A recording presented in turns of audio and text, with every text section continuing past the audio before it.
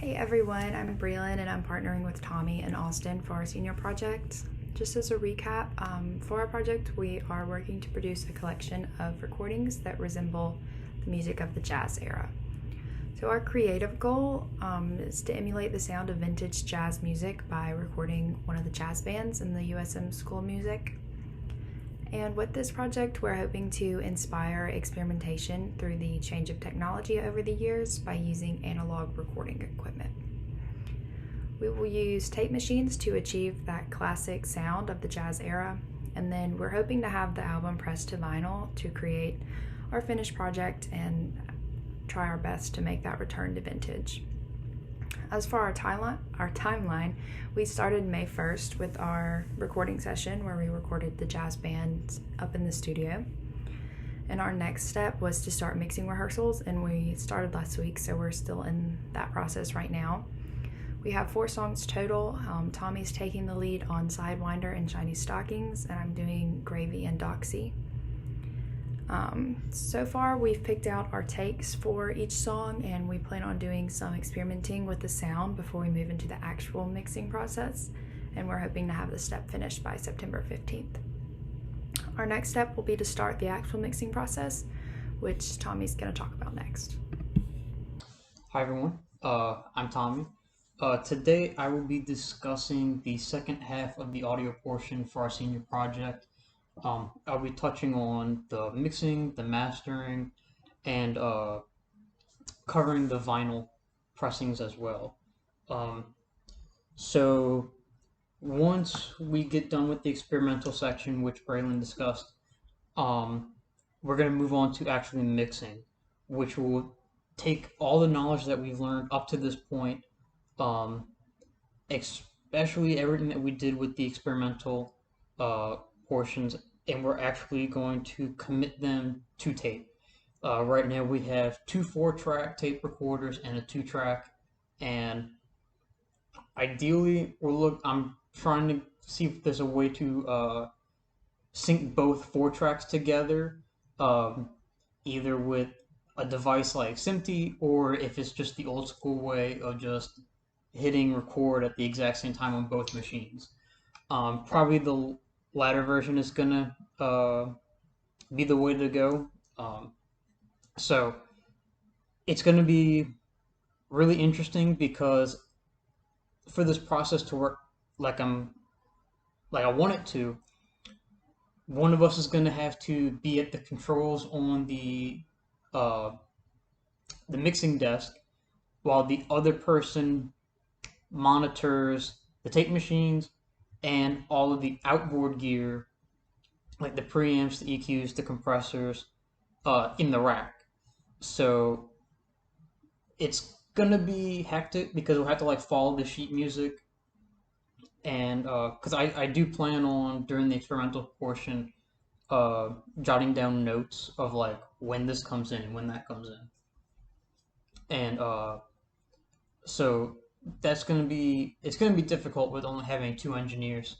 Um, but I think it'll give a really good insight as to what uh, mixing sessions used to be like uh, before we had DAWs where we can just automate everything like crazy. Um, so we're hoping to have that done somewhere around end of September, around the 29th. And then after that, we're going to go to mastering. And for the mastering process, I'm in all actuality, what we'll probably end up doing is taking the 2 4 tracks, bouncing them back to Pro Tools, and then taking that and then bringing it to the 2-track recorder. Um, that seems to be the easiest way to go in my mind, because tape is somewhat expensive, um, and I'm trying to save costs where we can, um, in hopes for the next stage of this process, which I'll get to. Um, so that seems like the easiest route in my mind to go. We'll probably end up having to do some corrective EQ because tape machines, especially at this time, were known for lopping off the high end. Um, it's just the nature of their functions. You can buy newer machines that don't do this, but I specifically wanted older machines that do this because that's what would have been used at the time. Now, these are a lot newer than what would have been used, but um, I can't ask for a grant for $20,000 so I can go buy a Studer 24 track. Um, but if anybody knows where I can get that kind of money, let me know.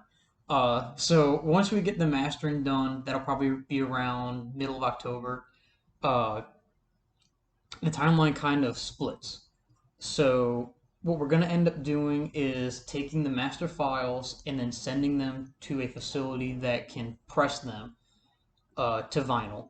That's where most of our grant money is probably going to end up being spent is for these vinyl pressings. Um, from there, it's going to take a long time from what I remember. If we can send them by around October 20th, we'll probably get them back somewhere around March of next year.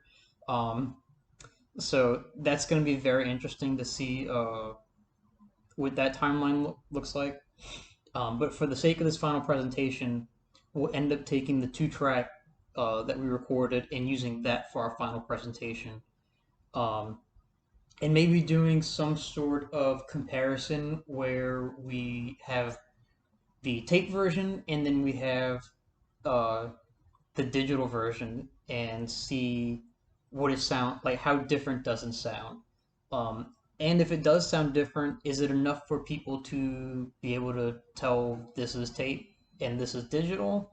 Um, so we'll find out. I'm looking forward to it. So I hope everyone else's senior project is going well, and I look forward to seeing you all in class again.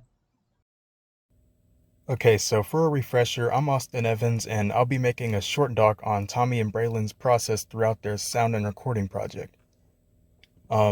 This month I'll continue getting commentary from Braylon and Tommy, then I'll convert everything to Premiere Pro to prepare for my rough cut. Then I'll have to sync the jazz band footage and audio with the commentary, and then I'll have to sync the B-roll with the commentary as well. And then I'll get any more necessary footage if needed, and then by October I'll prepare for the final cut, and then have everything ready to submit by November.